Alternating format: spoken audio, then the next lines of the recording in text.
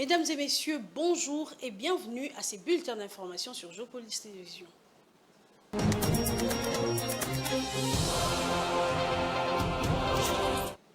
Ouvrons ces bulletins avec une brève clôture ce jeudi à Kinshasa de la session extraordinaire de l'Assemblée nationale de la République démocratique du Congo qui a été ouverte le 4 février selon un communiqué de cette chambre parlementaire rendu public mercredi par les députés Jack Njoli, son rapporteur. Convoqué à la demande du chef de l'État Félix Tshisekedi, cette session extraordinaire avait comme matière prioritaire à son ordre du jour l'adoption des stratégies diplomatiques et politique pour une sortie des crises dans l'est du pays victime de l'agression rwandaise.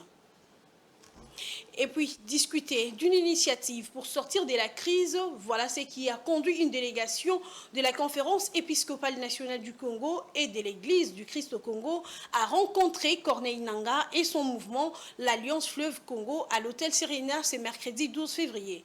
Les membres du clergé sont à Goma, ville désormais hors du contrôle de Kinshasa pour entamer des consultations sur la crise sécuritaire qui touche l'Est de la République démocratique du Congo. Damani Mujinga nous donne les détails.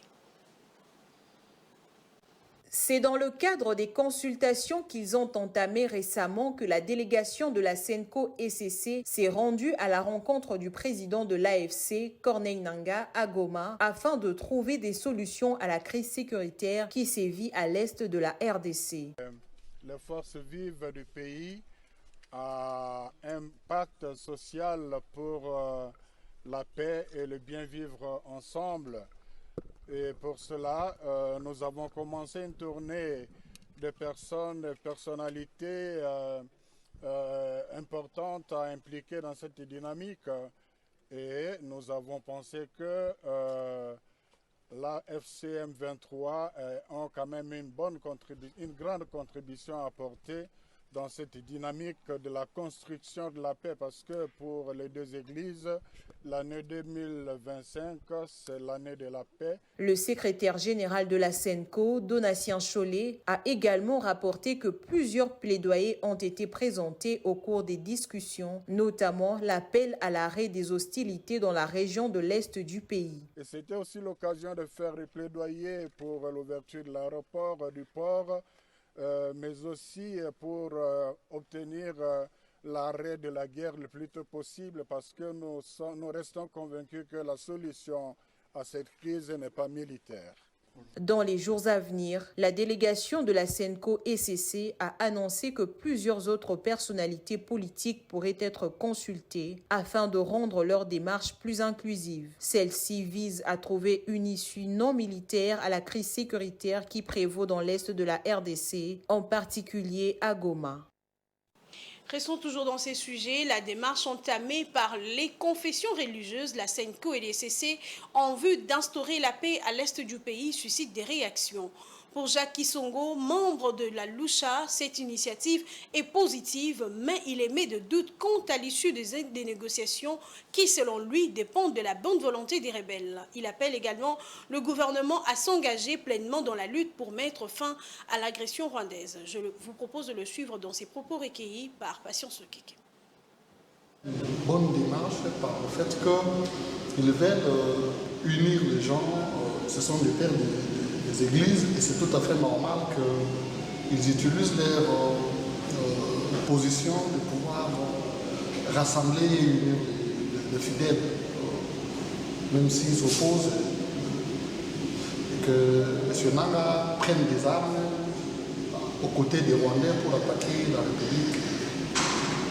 Mais nous sommes un tout petit peu sceptiques par le fait que cette démarche peut aboutir à un dialogue.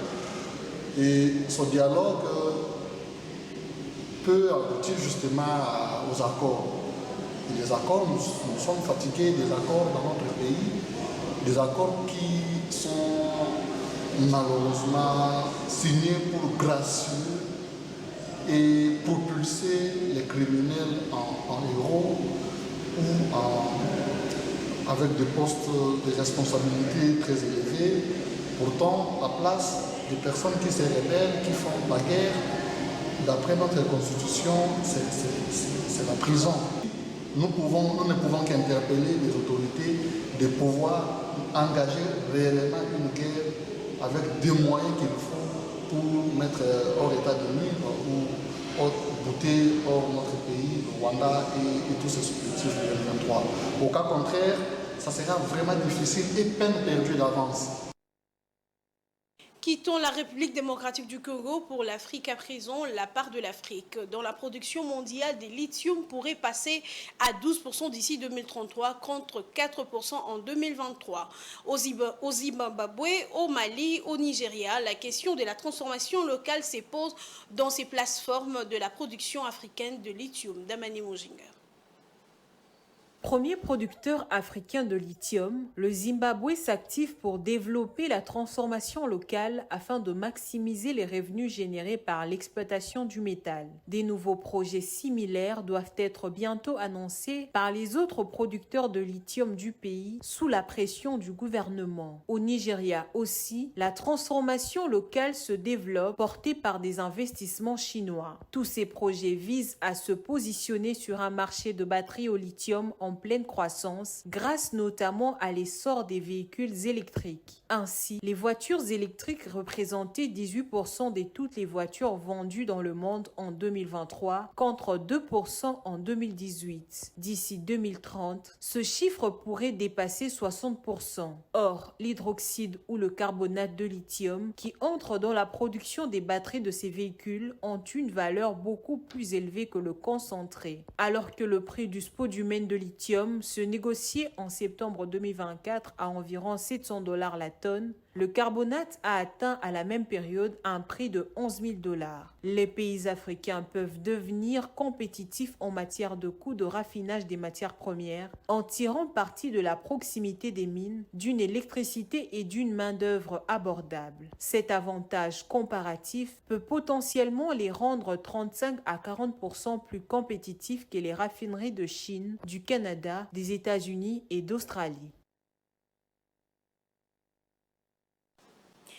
C'est par ici que nous bouclons la boucle, mesdames et messieurs. À 18h, vous suivrez Décryptage avec Fiston Oleko. À 19h30, vous suivrez tous les détails de l'information dans la grande édition du journal. À 21h, vous suivrez Willy Kalengai dans Chez mes critiques. D'ici là, portez-vous bien. Au revoir.